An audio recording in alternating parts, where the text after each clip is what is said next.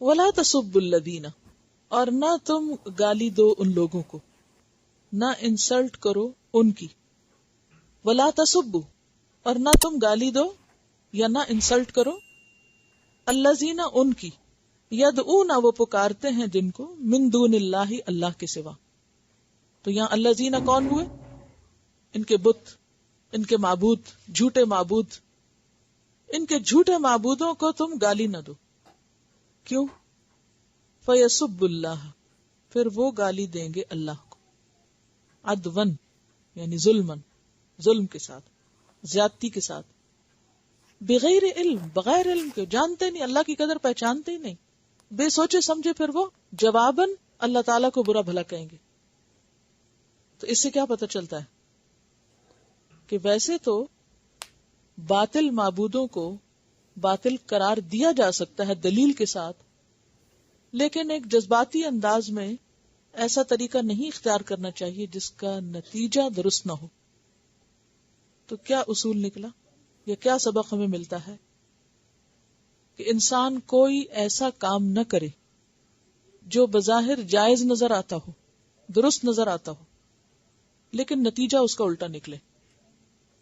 یعنی آپ کی کوئی بات یا آپ کا کوئی کام بظاہر بالکل صحیح ہو سکتا ہے، اصول پر مبنی ہو سکتا ہے، جسے ہم عام طور پہ کہتے ہیں نا یہ بالکل صحیح ہے، آپ ثابت کریں میں نے غلط کیا. غلط نہیں کیا، لیکن آپ اس کا نتیجہ بھی تو دیکھیں، اس کا کیا نکلا، فائدہ کیا ہوا اس کے کرنے کا.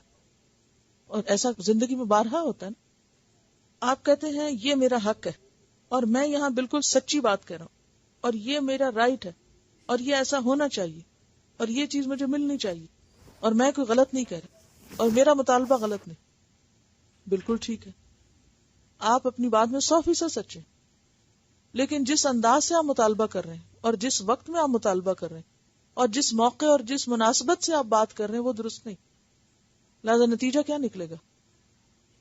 مثلاً آپ دیکھیے کہ اگر آپ کو غصہ آیا ہوا ہو اور آپ کا بچہ آپ سے کوئی جائز چیز بھی مانگے تو اس کو جواب ناجائز ملے گا. کیوں؟ اب وہ یہ کہے کہ میں نے کوئی غلط بات کہی. نہیں بھی، آپ نے بالکل غلط بات نہیں کہی، آپ کی بات بالکل صحیح ہے، لیکن موقع درست نہیں تھا یا انداز درست نہیں تھا. تو اسی طرح جو باطل معبود ہے وہ باطل ہے، جھوٹ ہے، کوئی حقیقت نہیں اس کی، ان کو آپ غلط ثابت کر سکتے ہیں علمی دلائل کے ساتھ، لیکن اس کے باوجود آپ ان کی انسلٹ نہ کریں کیونکہ وہ دوسروں کے محبوب ہیں. تو کسی کو مت چھیڑیں اس طرح کہ پھر وہ جواباً آپ کے اصل معبود پر انگلی اٹھانے لگے. تو کسی بھی مسلمان کو نان مسلمز کی کسی چیز کا مذاق نہیں اڑانا چاہیے، چاہے وہ غلط ہو، ٹھیک ہے، ہنسنا نہیں چاہیے اس پر. یعنی مثلاً اگر آپ کسی ایسے مجلس میں جہاں لوگ اوٹ پٹانگ اور خرافات قسم کی حرکتیں کر رہے ہیں اور آپ کو دیکھ کے ہنسی آ رہی ہے یا آپ کی سمجھ سے بالا ہے، تو ایسے موقع پر بھی کیا کرنا چاہیے؟ خود کو کنٹرول کرنا چاہیے. کیوں؟ اس لیے کہ اگر آپ ایسا کریں گے تو جواباً ان کو رستہ دے دیں گے، اوکے کر دیں گے کیا کرنے کے لیے کہ وہ بھی آپ کے رب کو برا بھلا کہہ سکیں، اور اس طرح آپ سبب بن گئے کس کا؟ ایک غلط کام کا. تو کسی بھی کام کے وقت کسی چیز کی صرف اصولی حیثیت نہیں دیکھنی چاہیے، بلکہ یہ بھی دیکھنا چاہیے اس کا نتیجہ کیا نکلے گا. اور دوسری بات کیا پتہ چلتی ہے کہ اشتعال انگیز باتوں سے پرہیز کرنا چاہیے. ایسے جملے اور ایسی سٹیٹمنٹ سے بچنا چاہیے کہ جس سے اشتعال انگیزی پیدا ہو. اشتعال انگیزی کیا ہوتی؟ غصہ دلانا دوسروں کو، دوسروں کو ہرٹ کرنا، دوسروں کے جذبات مجروح کرنا.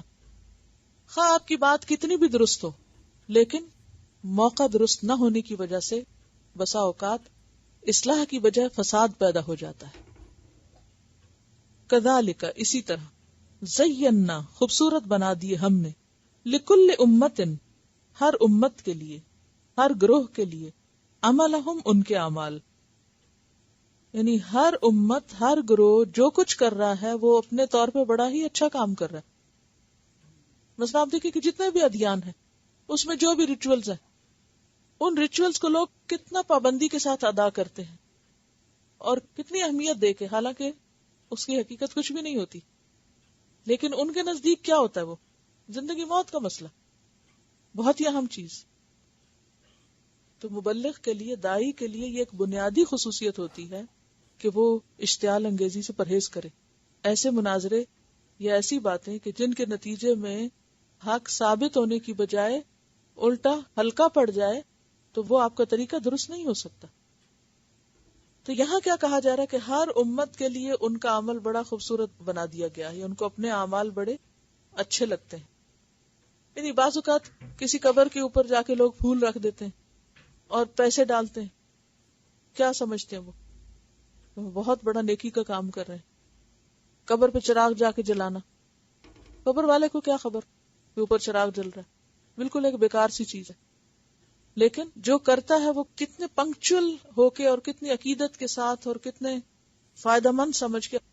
اور آپ کو معلوم ہے کہ کچھ ملکوں میں تو باقاعدہ قبروں کے اوپر بل پے کر کے بتیاں لگوا دی جاتی ہیں. اب یعنی تیل تو جا کے ڈالنا پڑتا تھا نا. اور ہماری ایک اسٹوڈنٹ تھائی لینڈ میں گئی، وہاں انہوں نے ایئر کنڈیشن روم بھی دیکھے قبروں کے اوپر بنے ہوئے کہ جس کا باقاعدہ وہ بل پے کرتے. عقل میں آنے والی بات نہیں کہ وہ مردے کو جو قبر کے اندر دفن ہے اس کو ایئر کنڈیشن کیا فائدہ دے رہا ہوگا.